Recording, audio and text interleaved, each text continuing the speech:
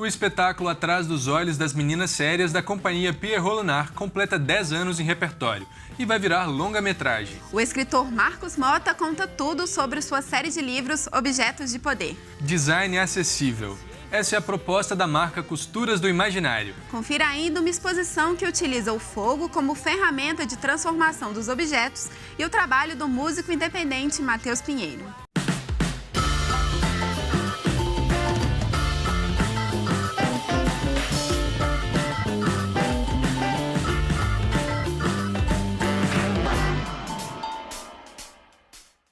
O Arranjo também está nas redes sociais. Para conferir conteúdos do programa, é só pesquisar por Programa Arranjo no Facebook e no Instagram. Atrás dos Olhos das Meninas Sérias é um espetáculo da companhia Pierrot Lunar que celebra 10 anos e vai virar um longa-metragem. Para falar sobre isso, a gente recebe a fundadora da Pierrot Lunar, Neise Neves. Bem-vinda ao Arranjo. Obrigada. Bem-vinda, Neise. Eu que agradeço. Um prazer participar aqui do Programa Arranjo. Obrigada. Bom, obrigada. Neide, Atrás dos Olhos das Meninas Sérias é o espetáculo da Pierrot Lunar que está mais tempo em repertório, não é? São 10 anos de espetáculo. Sim. E que agora está virando um filme com direção do Carlos Canella. Como é que foi essa experiência? Eu sei que vocês acabaram de gravar, não é? Acabamos, está fresquinho ainda. Assim. O espetáculo, em 2007, né, a gente estreou o Atrás dos Olhos das Meninas Sérias. É um espetáculo de teatro que foi inspirado e foi adaptado do livro Falar, do Edmundo de Novaes Gomes. É um livro que fala de uma mulher, né, que expõe todas as suas lembranças, as suas angústias, né, de uma relação um pouco conturbada entre ela e o marido, que ela guardou muito tempo, muita coisa, e resolve falar. Né? O livro do Edmundo, que se chama Falar, né, ele veio ao encontro de uma pesquisa que a gente, na época, a gente estava mergulhado numa pesquisa sobre o universo feminino e, dentre várias coisas que a gente leu, a gente decidiu o título do espetáculo, que era Atrás dos Olhos das Meninas Sérias, inspirado num poema da Ana Cristina César. Mas o conteúdo mesmo a gente ainda estava trabalhando em improvisações e até quando o Juarez Guimarães Dias, que é o diretor do espetáculo, trouxe esse livro do Edmundo para a gente ler como mais um material de pesquisa. E a gente viu que estava tudo sintetizado ali, naquele livro. Aí a gente não mudou o nome, que já estava decidido, e mantivemos todo o conteúdo do livro. E foi assim o início de uma pesquisa nossa sobre o teatro narrativo, que é uma forma de narrar cenicamente, né? Traduzindo e levando a literatura, né? Que é uma coisa bem específica da literatura, que é a narrativa literária, para a cena teatral. Ainda assim, o Atrás dos Olhos ainda é uma adaptação teatral, né? Mas foi o início, assim, foi o princípio dessa nossa pesquisa, que depois, em outros espetáculos, a gente mergulhou, se aprofundou mais nessa história de levar a narrativa literária para a cena. O que quer dizer isso? É manter essa forma de narrar que a gente encontra na literatura quase na íntegra para a cena. Então, os textos do Atrás dos Olhos das Meninas Sérias são praticamente na íntegra. Quando você lê o livro, você vai ver coisas ali da mesma forma como se você estivesse lendo o livro. Mesmo assim, ainda houve uma adaptação para a linguagem teatral. Claro. Sim. Em espetáculos após esse período, aí a gente mergulhou, a gente fez um espetáculo chamado Sexo, do André Santana, em 2010, e que aí, esse sim, você podia pegar o livro e assistir o espetáculo e iam ver mesmo assim a mesma narrativa, mas de uma forma teatral de fazer essa narrativa, né? Uma pesquisa mesmo que a companhia mergulhou durante 8 anos e ainda tem influências dessa pesquisa, né, desse teatro narrativo, no trabalho.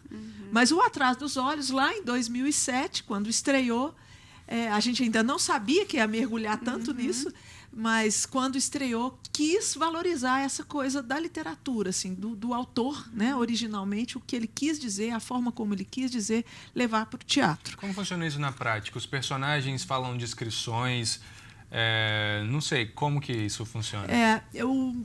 Geralmente, né, na literatura, há uma narração do autor sobre aquela personagem ou sobre as circunstâncias, o contexto, o cenário daquilo, né?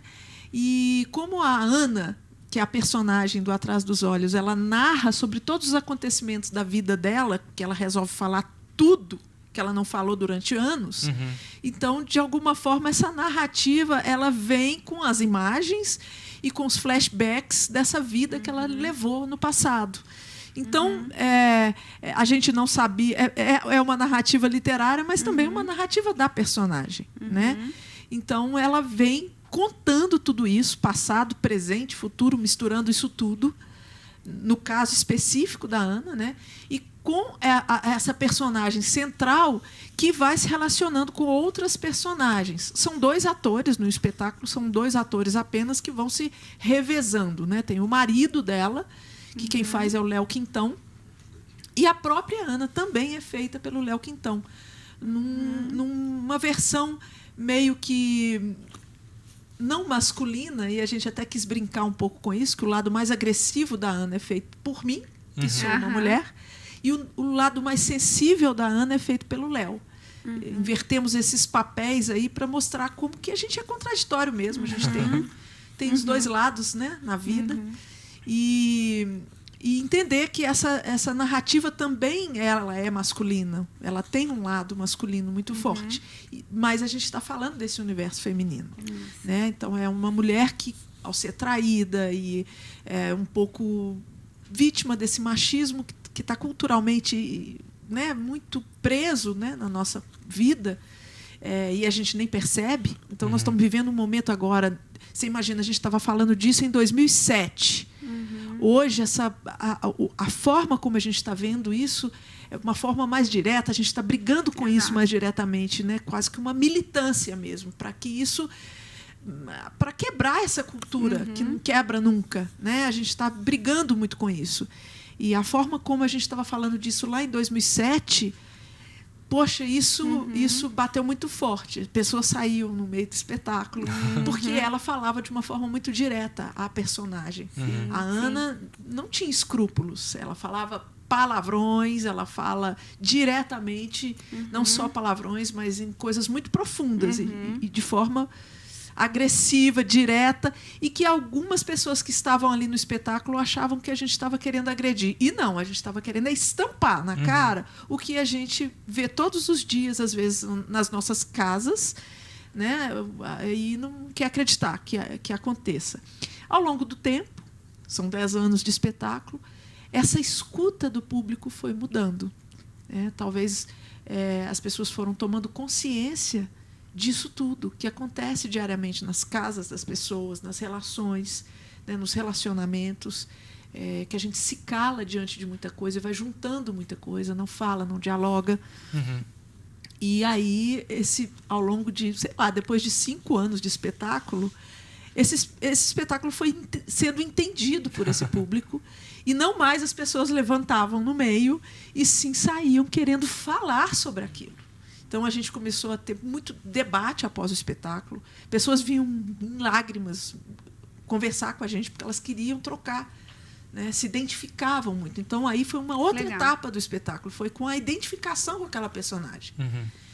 E, numa dessas apresentações, o Carlos Canella, da Carabina Filmes, foi assistir com a Suzana, que é a produtora também da Carabina, e ele se apaixonou pelo espetáculo. E ele falou, eu quero levar isso para o cinema.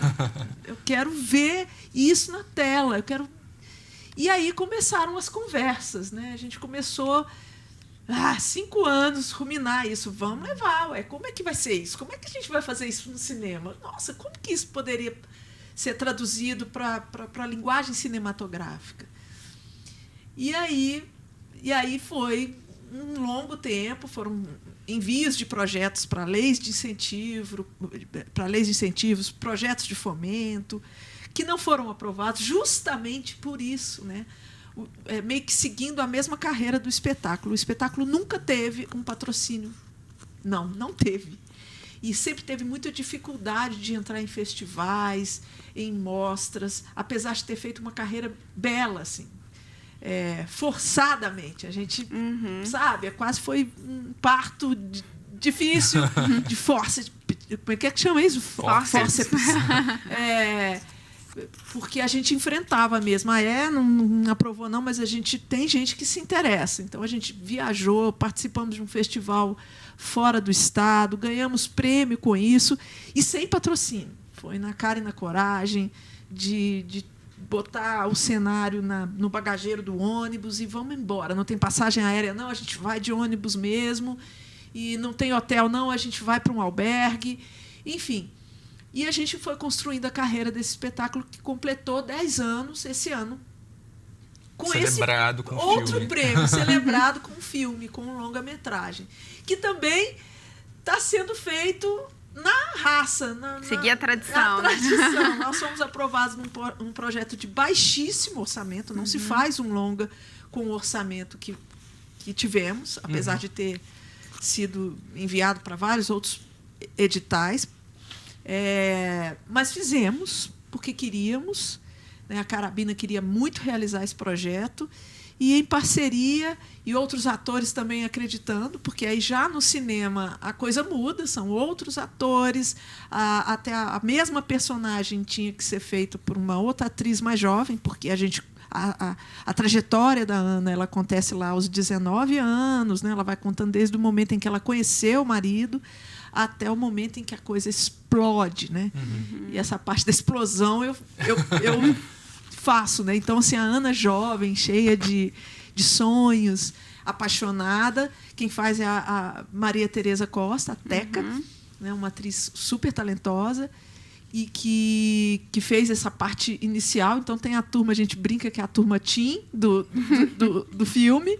E aí entra a turma barra pesada depois, feito por mim, o Léo Quintão, o Alexandre Cioletti, que faz o marido, ele faz as duas fases, a gente conseguiu trabalhar dessa forma.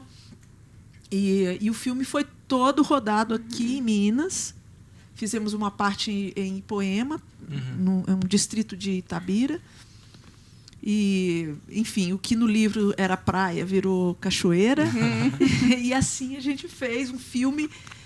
Foram 15 a 20 dias assim concentrados entre preparação, 30 dias, né, assim, entre preparação com os atores e o mergulho mesmo nas filmagens. Olha, ótimo, muito bom. Neise, é o seguinte, a gente vai ter que dar uma pausa rapidinho na nossa conversa. Sim. E no próximo bloco a gente volta falando mais sobre o Grupo Pierrot.